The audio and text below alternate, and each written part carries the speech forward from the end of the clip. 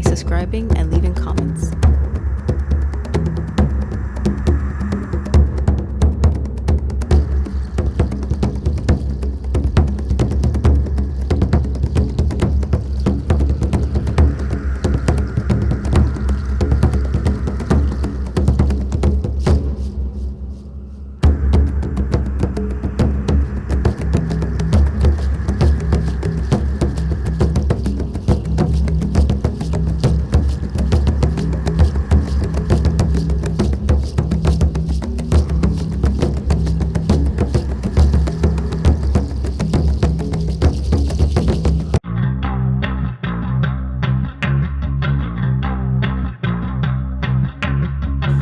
Listening to Sunday Night Live on Q95.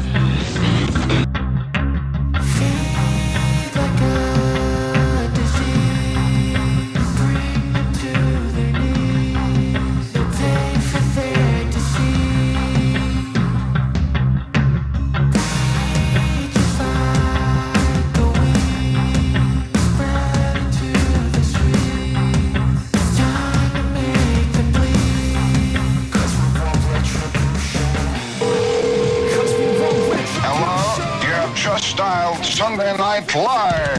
Okay, so you wouldn't... They gather their own food. They touch nothing that has been dead, so like a roadkill, for instance. They don't touch that. Vegetation, meat, if they can catch a deer, which I imagine they could, or most of the rodents or rabbits. So if you had a cabin in Brown County, you wouldn't have to worry about putting your trash out. You wouldn't run anything much bigger than a raccoon. No, correct? but you may probably worry about him looking in a window, especially when you got a TV set going or music, or just us, just out of curiosity. Or Harry into Henderson's. Well, I was going to ask you, I guess my next investigative question would have been, do you have any indication what his favorite show may be? Does Alf interest him, or Harry and the Hendersons? More than likely, could be Alf. Alf is a favorite of Sasquatch. The things you learn on Sunday Night Live on Comcast Cable Channel 36 and Q95. And Tony, you're on the air. Hi, how you doing? Very good. Excuse me. I have a couple questions for you, please. Sure. On the sightings in Indiana, were they anywhere around the French Lick area? And yes. How long ago were they? Like 20, 22 years ago, or when? The last one, about 3 years ago? It was relatively recently. Yeah, but... Or was there? There were more sightings in the early 80s, up east, west, north, and south of French Lick itself. Were these grouped together in such a way that would lead you to believe that they were the same animal? And what would be your guess that what would be your best educated guess as to how many Sasquatch may be present in Indiana? Oh, you're putting me on the spot. I would say a family group. I'd say a family group between the 3 or 4 state area. I mean, if there is, a population of Sasquatch, I mean, we have to assume that there, has to be enough to keep, a gene pool there, so there's going to be too much inbreeding. If they're like any other primate, there has to be at least a substantial number. So it's impossible to know how many, but if they move around to a great degree, that could, decrease the number. I'd like to refer you, Jay, to an article in the March 1988 Discover magazine. Harvard biologist Stephen J. Gould mentioned there must be a viable population, and he says it's unlikely that such a population would not come into contact with humans. Well, he's like saying that as though if there were that many out there, they'd never run into people. But the point is, we have plenty of Sasquatch sightings, so that they have come into contact. And furthermore, when you say substantial number, what's you guess what that substantial number may be for, let's say, just the state of Indiana? I couldn't really give any figure. They'd know a lot more. I would stick my neck out and say a family group, period. That's it. Which would possibly be 6 to 8. If it was more than that, you would have more sightings. I'm assuming this, because we are still learning. Even though I've got 20 years in it, I am still learning. But my experience with that, they're constantly on the move. They follow the food chain. They have to. They are extremely curious of human beings, and most generally, that's how your sightings occur. And will the census pick up any of them? Do you know? I doubt that. I don't think the census even go that far. Very few of them have a normal mailing address. Tony, I hope that answers your question. Yes, thank you very much. Thank you very much. The show is Sunday Night Live, and Kevin, you're on the air. Yeah, my question, it deals with a lot with the Pacific Northwest. The sightings there is that they cited them getting into cabins and so forth, digging into refrigerators, where they've even left hair strung to the screen door, for example. Now, has that ever happened in the southern Indiana, and were these hairs ever analyzed and come out more like dog, more like ape, more like human? You know, where did they fall in the category? I don't really recall anything. Can you refresh my memory? Where did you see this? In a book I or think a he's magazine? talking about the sighting, which is on Unsolved Mysteries. Oh, back okay. in Colorado. Right. Yeah. Well, there's been no indication in Michigan or Indiana of this ever happening, to my knowledge. Yeah. Okay. There's not been enough physical evidence left behind. No. There hasn't been no physical evidence left behind. Sorry about that, Kevin. Okay, thanks. Good idea, though. Okay. And we've been asked some very intriguing questions about Sasquatch in Indiana. That's tonight's topic on Sunday Night Live. And Mike, you're on the air. Yes, I am from southern Indiana, and I was wondering what other parts of southern Indiana were where it was sighted at.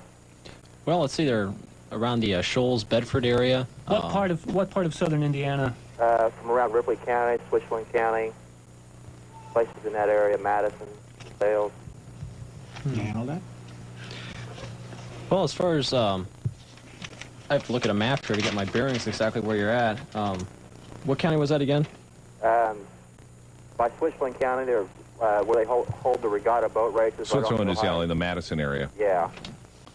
It's like very, very much southeast, excuse me. The only places I've been in would have been Crawford County, Orange. Well, through the years, you can go all the way from Vincennes all the way across to the eastern portion of Indiana, and anything south of Bedford. There was one sighting. There was one by Rising Sun, if you know where that's at. Yeah, I'm not too far from Rising Sun. Yeah, that's about the closest one I know of in that area. So there's been never, when you mentioned that as far north as Bedford is that pretty much is the area just strictly in southern Indiana? We wouldn't like see one maybe in like the Martinsville area or something like that? It's possible, yes, Yeah. but the sightings that we have covered throughout the years mostly are south of Bedford, all the way to the Ohio River separating Kentucky, and throughout the eastern and western portion. And gentlemen, while you have your map out there, where is the most likely location that we would find our good buddy Sasquatch? Well, the Close best your way to eyes do and that. point. Yeah. Close your eyes and point. Yeah. Like the guy with the Highland commercial, you know, he throws a dart. That's the thing. I mean, with Sasquatch, they seem to be so unpredictable that it's really hard to nail down exactly where you might find one. I mean, there seem to be more sightings, at least from what we've done, in the area, southwest of Bedford in particular. But again, it's pretty much hit and miss. Thanks a lot, Mike, for giving us a call. Appreciate it. Yeah, that's one thing I've noticed, too, that Sasquatch is so unpredictable. Steve, you're on the air at Sunday Night Live. Oh, hi, thanks. Intriguing show, I think. Thank you very much. I have a question that opens up a whole new ball of wax here. Have you had any associations with sightings of Sasquatch that bring in the UFO phenomenon? We've had quite a few, but well, I haven't run into any of this in this. There's been Indiana. nothing, to my knowledge, in the state of Indiana with the connection of UFO and Sasquatch. There is an awful lot of it on Ohio, but like I say, I wouldn't put too much credibility on The it. Ohio Sasquatch, apparently there is some connection there. There has been a lot of stories of a Sasquatch-type creature being seen coming off of a landed UFO, which like I say, I can only deal, and I don't want to criticize too much, but I can't. Steve, why don't we let you go because I think you need to attend to your dog. I Okay. think they see a Sasquatch. Thank you very much. I appreciate it. You were getting ready to hold up a book, Jim, regarding the possible Sasquatch UFO connection. I was going to refer, Steve, to the book Alien Animals by Janet and Colin Board. Mentions on a night in August 1972, a member of the Rogers family who lived in a trailer home at Rochdale, Indiana, saw a luminous object in the sky over a nearby cornfield. Afterwards, noises were heard in the yard at night, and when one of the men went out, he caught a glimpse of a large, broad-shouldered creature going into the cornfield. So we have a UFO-related Bigfoot sighting. An possibility that the one thing, and I don't know if we'll come back to this later on in the evening. It seems that we have done several shows on UFO phenomena, not the least of which we did a show with Bud Hopkins about a UFO abduction which occurred here in Indiana. I guess my question would be, UFO phenomena seem so high-tech And not to use a lot of jargon, but Bigfoot seems so low-tech. It just seems that those two don't have a real connection, at least not in my mind. Not in my mind either. That's a long ways away from my mind. There is The no... UFOs and Bigfoot, you know, I don't want to touch it with a 10-foot pole. I don't think they're related. Well, I hope that they're not. You know, because I think this is I think if Sasquatch, Bigfoot exists, it's a walking, eating, breathing animal. And, something that didn't die out during the Ice Age and did manage to survive. And you know, the problems with, I've heard, you know, people say, yeah, well, UFO came over and it dropped off 5 big feet. You know, you hear that stuff, but you got to look in, you know, how credible is the story. And that this may actually be sort of a, I don't know, sort of a smoke screen for, as you said, there may be some very real validity to this. As you said, you've found some footprints. You've spoken to some people that aren't necessarily, I would think, first of all, anybody that claims that they saw a Sasquatch would have certainly their sanity called to mind. And so, as you said, you've compiled some things that appear to add some legitimacy to the Sasquatch issue.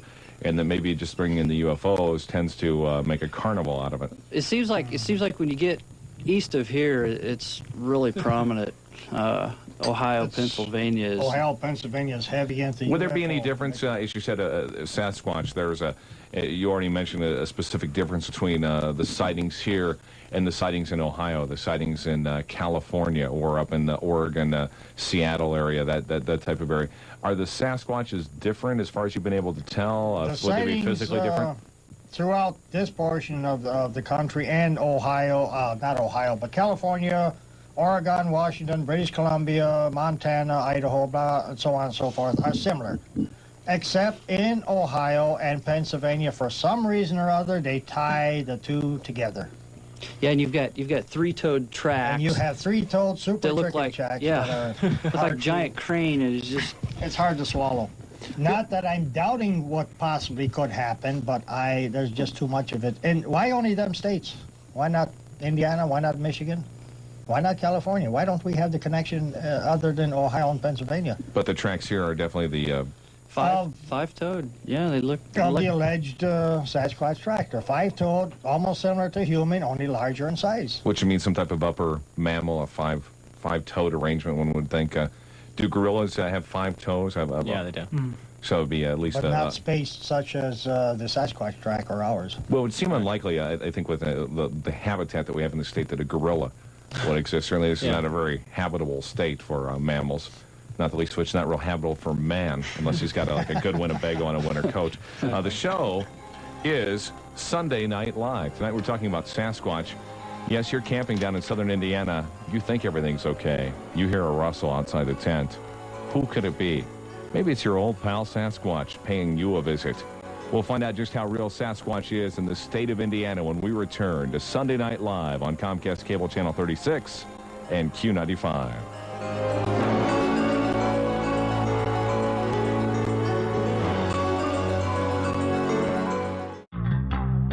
Good evening, I'm Jay Baker. The show is Sunday Night Live on Comcast Cable Channel 36 and Q95 each and every Sunday evening for 2 hours between 8 and 10 o'clock. We put the music to rest and have what is hopefully a thought-provoking conversation with you on the air, taking your telephone calls 239-1095. Tonight we're talking about Sasquatch. Does he exist, and could he possibly be right here in the state of Indiana? Joining us are 4 Sasquatch experts. And your telephone calls at 239-1095. This is kind of an unusual question. We had a question faxed in. What about a creature called Red Eye in or around Brown County, about 7 miles east of an area known as Pikes Peak near the Brown-Bartholomew County lines? Are you familiar with this particular creature? Well, whatever, at the time, whatever the people happen to name it, that's the name that sticks. Okay, but this may possibly have been Sasquatch. Could possibly. Now, when I said Red Eye, you asked our one caller who claimed to have seen Sasquatch about the eye color. Right. What are some common eye colors? Well, the majority of the coloration, if it has reflecting light from a light, flashlight, car lights, most generally is reddish orange. Never blue or white or green. But this would have been similar in what we see sometimes in dogs' eyes or whatever. A lot of people would refer to, if that's the first thing you see at night, and he's up there 8-9 foot up in the air, Well, what else are you going to call it? Look at the red eyes. So we'll call it red eye. Very good. We were talking about Sasquatch in the state of Indiana with our 4 experts. And Greg, you're on the air at Sunday Night Live. Yeah, guys, just want to kind of kick around a theory. This is a topic we enjoy getting together, Loch Ness Monster, Bigfoot, the whole thing. Where we're going with this is this whole situation where you can now freeze living specimens and then through a heat process bring them back to life later in years. That perhaps Bigfoot, Sasquatch was hibernating in the mountains and caves, much like bears do for a period of time, obviously a lot longer than 3 months or whatever the bears do now. And during the Ice Age was frozen, suspended in animation, and now as the Earth's temperature rises, a situation perhaps where he's thawing out, and that could explain some of the increased sightings. Does that have any logic to it, or what do you think? Well, it's an interesting theory. I'm not really sure, I guess, why there's a need to have it gone for, a period, in its history, because there have been sightings, even back into Indian legends for, what we can tell thousands of years. So, I mean, my own personal belief is that the thing, whenever it evolved, it's been around since then. And, I mean, it's quite possible that, for some reason there are more sightings around than before, but I would probably attribute that to more people. Right. So. Well, I think everybody is intrigued by this kind of situation as are UFOs and all of that, and appreciate you guys doing the show tonight. Appreciate it, Greg. Thanks a lot. Take care now. The show is Sunday Night Live, taking your telephone calls at 239-1095, and I guess by all means fax in your questions. That's never happened before, but as you said, the high-tech nature of our society today, the immediacy of it all. Mark, you're on the air. Yes, I know a guy that saw something in Putnam County, and he reported it to a conservation officer. Mm-hmm. And it scared him bad, and he said he was out squirrel hunting, and he kept talking about the smell. Is that a sign of a Bigfoot? We don't always get a smell. In fact, I can't think of one. But this... But it happens. People do... well, you would think the personal hygiene of Sasquatch would not be all it could be. Have you ever walked through a swamp and disturbed that muck? Yeah. Well, that's almost similar in smell. Or possibly an old coal mine with the water running down and you get that sulfur smell? That's what he referred to. He said it was real strong sulfur smell, and he reported it to a CO, and the CO went to investigate. Now, I don't know if he found tracks or not. Because you take a creature that's not likely to bathe itself, maybe outside of swimming across the White River, and if you're going to walk around with a fur suit like that in the middle of summertime, you're going to seek any place that's cool, such as a swamp or water of some degree. While you're out there milling around in that muck, it's sticking to you, and that stuff does stick, and it smells. Yeah. So it's a good possibility that's probably the smell. Yeah, it scared him really bad. That may be why there's not as many Sasquatch, because he's really been unable to find someone to reproduce with. I think it's part of the problem, right, gentlemen? Possibility. Nothing else happened? The conservation officer, he didn't do anything about it? Well, he went out into the woods where he was at and looked for tracks. Yeah. But as far as that, I don't know if he ever found any or not. I'm just curious. I'd like to talk to the guy. What's one thing I want to get across to everybody out there, that if you do have a sighting of this thing, and don't call the police, and don't call the newspapers. If you call the police, it's going to get in the newspaper, or be laughed at. Yeah, and usually the reporters, I hope they all don't take offense to this, but I don't like most of them because they make people look like they've been drinking or something. So if you don't want the ridicule, call us, and we keep everybody's name confidential. Okay. Are you guys like Bigfoot busters? Would there be like a barrack-style building? You have a converted ambulance that you go out? Yeah, with a big mop. We want to, hopefully with the public's help, maybe we can get to some place where somebody had a good sighting, and maybe the thing will come back. And all we're out to do, I know at least Art and I, we're out to get a picture of this thing. And I don't want to kill it. I don't think it should be killed. I want to see it with my own 2 eyes and snap a photo of it. But we need the public's help. Yeah. Without the public's help, it's a hit-and-miss deal by going into areas that we know nothing about.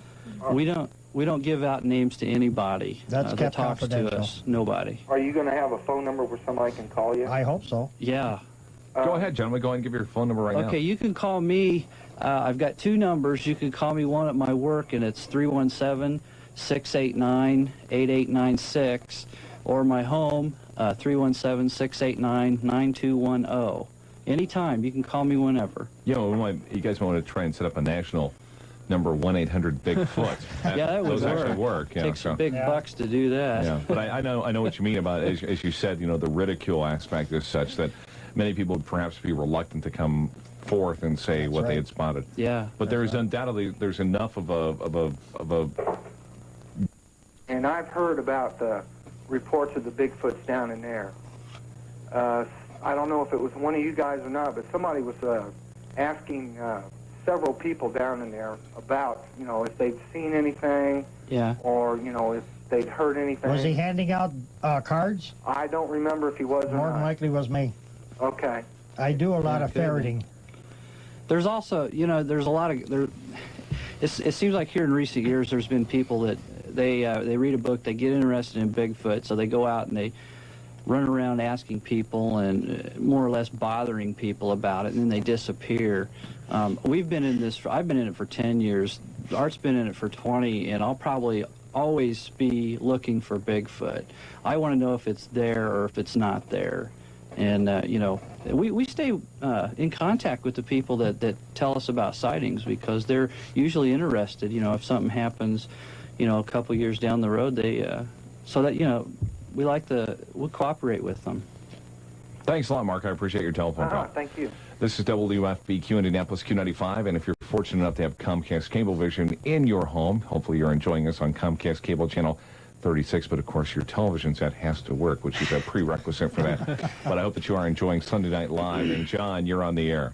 Hi. I was wondering if there's been any attempt with your organization to cross-correlate information with others. I understand there's a ridicule factor when you get into things with UFOs and such, but there's been quite a bit of research done in which computers have been used to cross-correlate different types of strange phenomena, not only Bigfoot, UFOs, even religious phenomena, and they have been mapped by the computers, and they show cluster events, cluster areas where events of an unusual nature tend to happen. Well, do you know who's done these studies?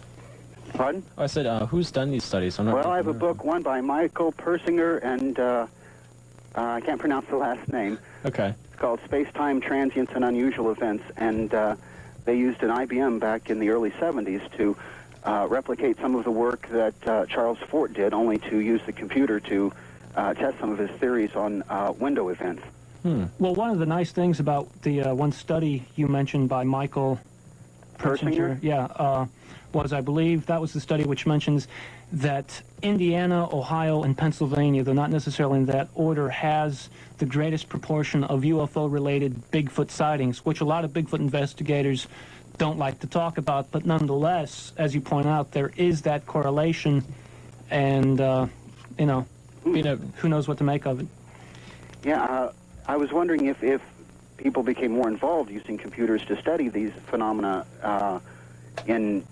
jointly, that we might not be able to do some kind of mapping or predictive area where we could actually predict where events would take place following a computer model. That's an interesting idea. I mean, being objective, you can't write anything off without doing some investigation in it.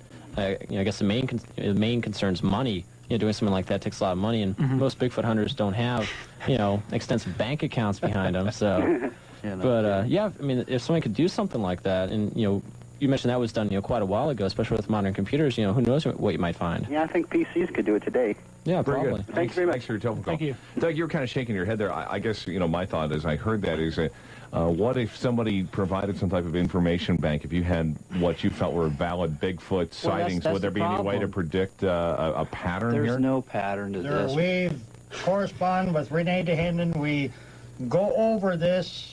Is there a pattern? No. I can't find a pattern. Renee DeHenden can't find a pattern. Warren Thompson. These are well-known researchers. They've been in it a good many years.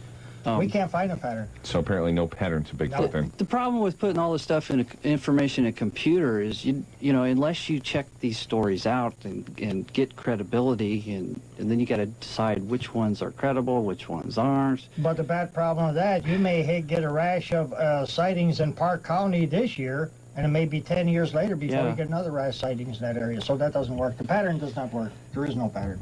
No, the answer to the Sasquatch, and this, I think this stands for a lot of Bigfoot researchers that are, we're looking for Bigfoot, but the answer to it is out in the bush. It's not at a computer and this type of stuff. We got to go find one. That's the only way it's going to happen.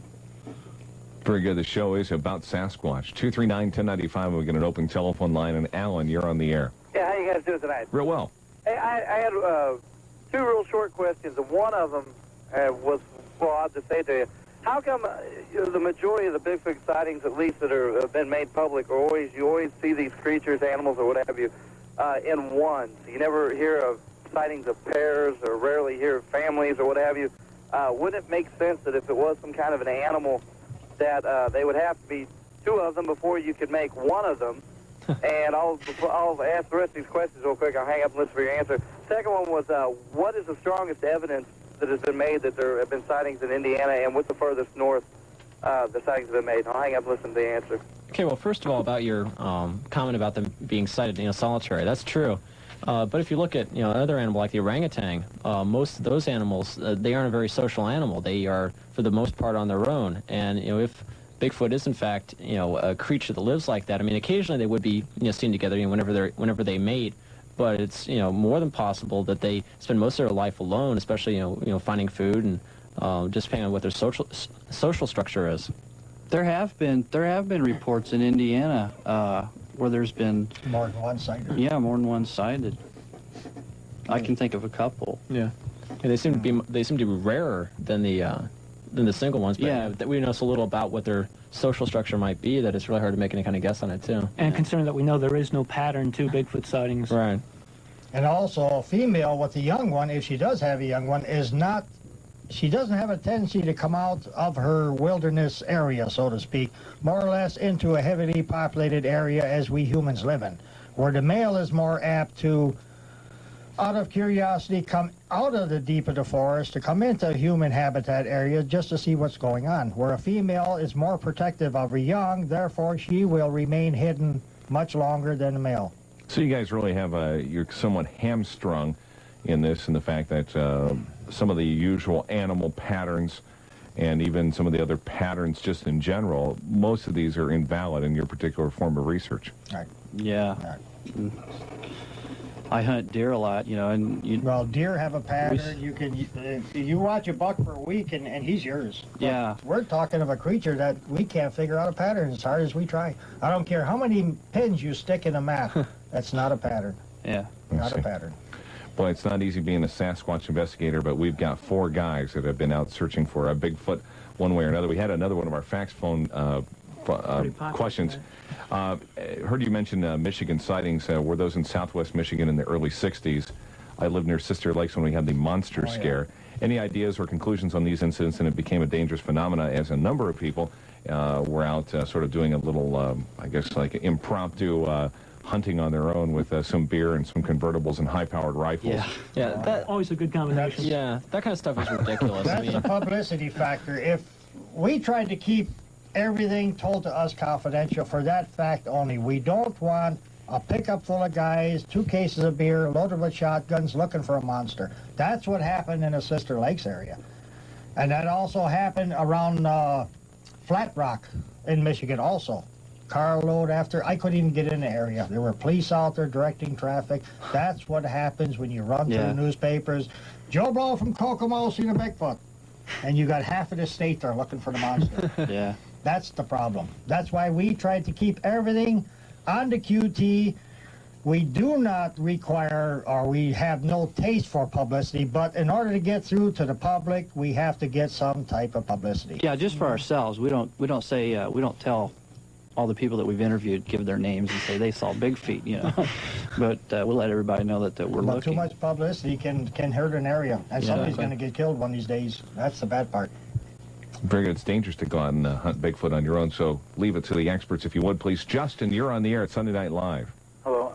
I had an idea on how there are similarities between human beings and Bigfoot. Right. Mm-hmm. In the evolution theory of man, there's a creature called the missing link. And I was theorizing that missing links was when Bigfoot and man were the same creature, and as the environment changed to adapt it in different ways, humans seem to evolve intelligence, and therefore they didn't require such physical attributes like the strength and the size and the fur and such. And then it branched off to where Bigfoot didn't develop the intelligence, and so it required physical attributes to survive. Well, that's an interesting theory too, and I've actually heard other ones where possibly Bigfoot somehow related to Neanderthal man. So I don't see. I mean, if we're talking about evolution, there's no reason why there couldn't have been some common ancestor. I mean, we're if you go back, we're related to all primates at some point in our history. So it would stand to reason that at least at some point we broke off. There was a branching in the evolutionary chain. So and when that occurred, we have no idea. But yeah, it's a good theory. And I had a question. How do big feet go about to eat? Are they carnivores or are they omnivores? Well, again, since we know so little about them, it's hard to tell. But there are a couple of theories. They might, be, opportunistic carnivores, or they might, also be, just omnivores. So it's hard to tell. But I guess there have been a couple of sightings where they've been observed eating different things, like berries and that kind of stuff. So they wouldn't hunt down and attack food. Well, that's if they're opportunistic You couldn't rule carnivores. it out. Yeah, I mean, if they could, catch a deer, they might, which they probably can. They probably would eat it or whatever they could catch. But they don't seem to be, terribly aggressive either. So it's. Well, there was one sighting mentioned in a book of a man who was out deer hunting, and he just bagged a deer, and the Sasquatch came out, picked up the deer, and took off. But these aren't of the more common variety.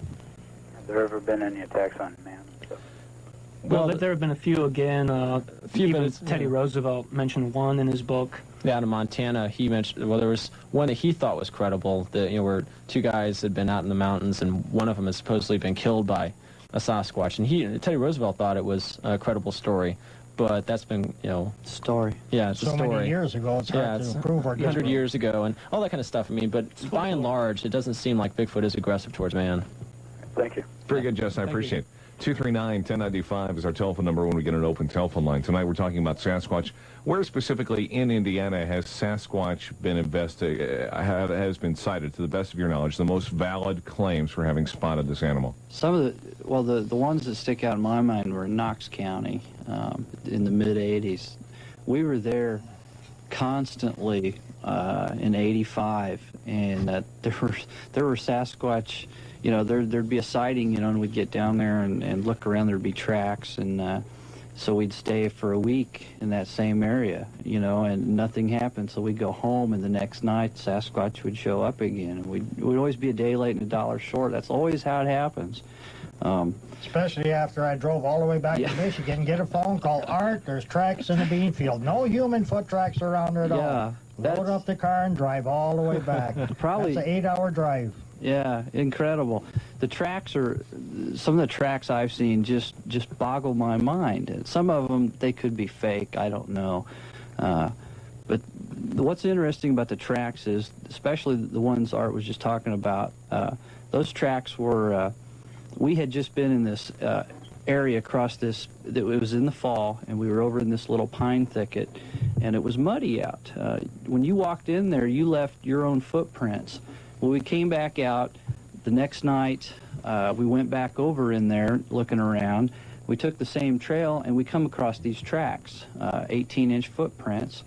They were sunk down. We were sinking in about an inch in the mud, and these tracks were sunk down about 3 inches, and 18 inches by 8.5 across the ball of the foot. There was a 42-inch between each track. Step. And there were no other footprints around them. There were, whatever made the tracks were on the track, And what was really wild was, this was when I was really getting into the investigation. It just makes the hair on the back of my neck stand up. There was toe movement. Each track was different. The toe would be a little bit off here or a little bit off there. They weren't a stamp that somebody made and stamped each track. And also the weight factor, sinking down 3 inches with an area, almost 3 times the size of my foot. Those tracks, those Bigfoot, is like a snowshoe. You know, it keeps you up on top. And these things were down twice as far as what we were sinking in. Just couldn't believe it. And I didn't see a Bigfoot make the tracks. I can't say 100%, but I can't figure out how somebody faked them either. Is this about the closest brush you've had in your mind? I know, as you said, Art, you've been at this for 20 years. Doug, some 10 years. What is the closest brush that you've had where you've gone to someplace and just thought, boy, I've just missed him, or where you felt him being down the in closest? Hoosier. Doug was with us, Sandra Parker, anthropology student, Dan Thace, before he died of cancer a couple of years ago. We were down in there all day long. We had spread out. I took the high ridge, they took the valley. We had walkie-talkies. We combed that area like you'd never believe.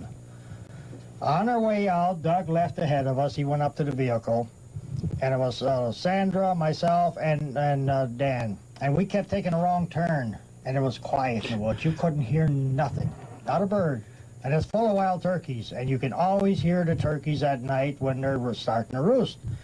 Sandra's getting buggy, and I said, you know, it's an omen. Something's going to happen. Just kidding. We got halfway out of the valley. We had to go pretty near 800 foot to get out. We were at about 400 foot level. Dan got tired because he was sick from cancer. So we sat, getting dark now. And this scream, baritone from behind us on a ridge where we had covered the whole day. Just a tremendous scream. Hair standing back of my head.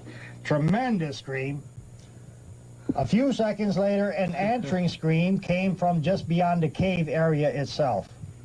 More of a soprano, I assume a female or an offspring. And this went on for 40 seconds. And to the best of your knowledge, this was something that's... I've born and raised in the woods. I've hunted all through California, Wyoming, Michigan. I've never heard this sound in my life until that night. And the only thing I could figure, it could have been a Sasquatch. What else has that lung capacity? I've heard coyotes crying. It definitely was not a coyote. Were there tracks found in that area? No, we didn't find any tracks at all. This would have been late fall. Yeah, not that day, but not that specific time. Yeah, but in the past couple of years, that's why we were going to that area, because there were track finds, and quite a few of them. But the logging ruined that. Yeah, they went in there. But that's as close as we've come to an alleged, I assume, the creature itself. Very good, but that's your closest brush with it. Tonight, a fascinating discussion about Sasquatch, and Rick, you're on the air.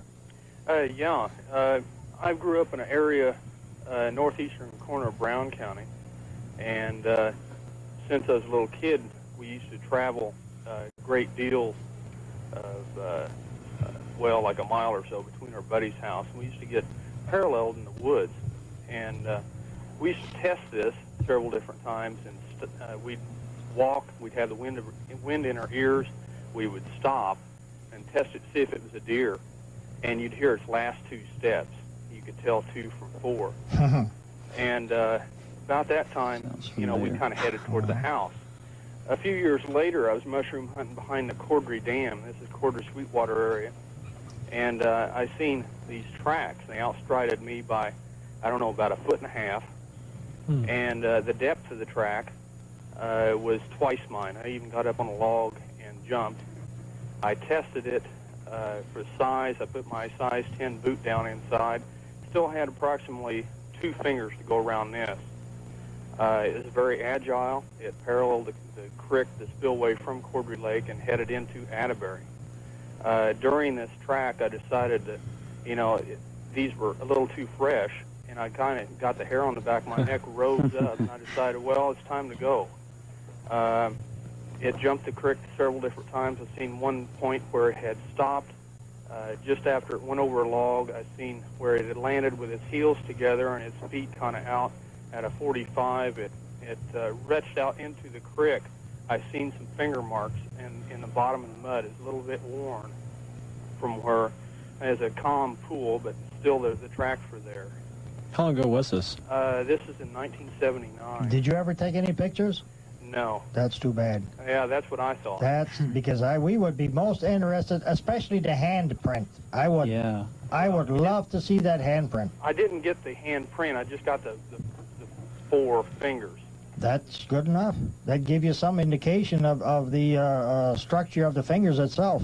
And again, too, I've talked to several other people in the area, prominent citizens. You know, they probably wouldn't have shared the story, you know, even if you pried it out of them. Yeah, we've run across that a time or two. Now, with you guys talking to Rick, do you feel that there's some validity in what Rick's telling you? And not to bring any aspersion to Rick, and you sound, you know, like you're very lucid this evening. We have no reason to doubt him. That sounds very good to me. Yeah. During the winter of '79, when the snow stayed on so long, a friend of mine in Gatesville was clearing some snow just for something to do because we couldn't go anywhere. And he looked across the field and seen what he thought was a big ape with a deer over the back of his shoulder. And it hopped the fence with the deer on board, no problem. And he spotted his dozer and went back to the house and locked the doors and loaded guns. You know, it shook him. Yeah. Did anybody go out there during the snow and see if there's any footprints? I don't think so. If you knew the family like I would, they probably just stayed behind their bolted doors. Another instance in Gnawbone, a friend of mine was walking down his long lane and went around the back of his house and discovered he had company. At the end of his house, there was a Sasquatch approximately 6 to 7 feet tall. It was about as tall as the porch roof over the back of the house. And it looked at him, he looked at it, and they had a kind of a standoff. He was scared as heck, and he threw a little stick or a piece of firewood down at its feet. It, looked at him, and headed toward the tree line and gave him enough time to get the key out and go in the back door. This all happened in the same year? Along about a 2-year period of time. I kind of had the same idea as you, as it would be a nomadic situation, because we would only get any kind of, you know, when we were kids, we would only get the paralleling through the woods on a sporadic moment of, well, like something was following you, only didn't stop as quick as you. Right. I've had that happen. So, you know, I know the feeling. we kind of had the idea that it would only come in an area and then leave, because it'd be quiet for like a 5-year span, and then come back in. That's typical. Yeah, sounds good. That's typical. So, Rick, there's no doubt in your mind that these are Bigfoot sightings, right, in your neck of the woods. Well, yeah, I grew up in the area. I know quite a bit of these people, and like the gentleman had mentioned, there's no reason for them to fabricate a story like this. Right. And, you know, there's lots of woods around here, and nobody really knows what is out there as far as that situation is concerned. I've gotten a lot of harassment for the stories that I've told. Yeah, it's usual. Well, Rick, we find your information very interesting, and Joe's going to give you the address of our organization. We'd appreciate if you could drop us a line. Yeah, just to make a plug for anyone else out there, too, if you have Bigfoot information, it's Purdue Cryptozoological Society, and you can just abbreviate it PCS, and it's P.O. Box 237, Cary Quad, and it's C-A-R-Y, then Q-U-A-D, and West Lafayette, Indiana, 47906. Okay, well, I've got the phone number here. I figured I'd give you a call. Okay, well, that's a different, they're different than we are. We're with Purdue, and they're, you know, another investigating organization. Okay. Yeah, you can call us, and we'll come down and check it out, or you know, if all 4 of us can come down. Yeah. Well, Yeah. I frequented the area just like, I don't know, a couple weeks ago, and I checked out the bottoms that I've seen the tracks. No clue or anything. Wouldn't Brown County be a pretty likely area? That's one area of Indiana I know of that is interesting in the fact that there's very little tillable farmland in the whole Brown County region. So a large portion of it is certainly is nothing but forested area. That's a good indication that any kind of property like that where you've got a lot of woods, cave, especially water. There's water galore back in there. So well, that would be a good place. Again, you mentioned about the screams. I heard something sound like a woman scream one night, and it was so loud and it carried across the lake. I lived right on the lake, and this came out of about the same area that I've seen the track. Oh, really? And, how much of a distance from where you thought the scream was to where you heard it? Oh, God, about maybe a half mile. Okay. Because are you familiar with bobcat? Yeah. They have the scream similar to a woman in distress, and that'd make your skin crawl. And they can reach a long ways. Right, but this, you didn't give me enough time.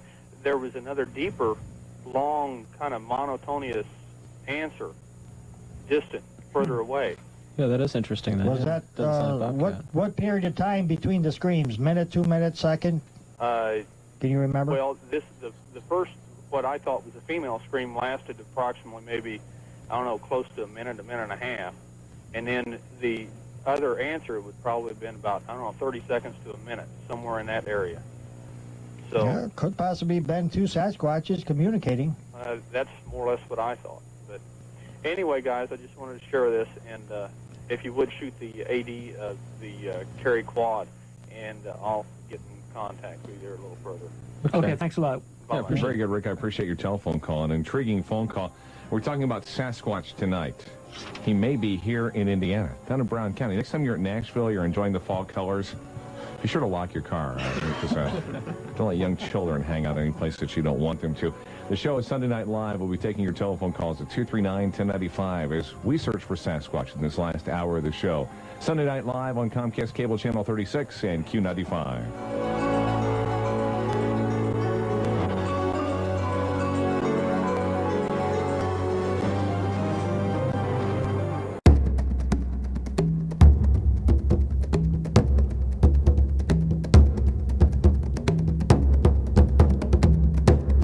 If you're enjoying all this rare and unique content, please show your support by subscribing and leaving comments.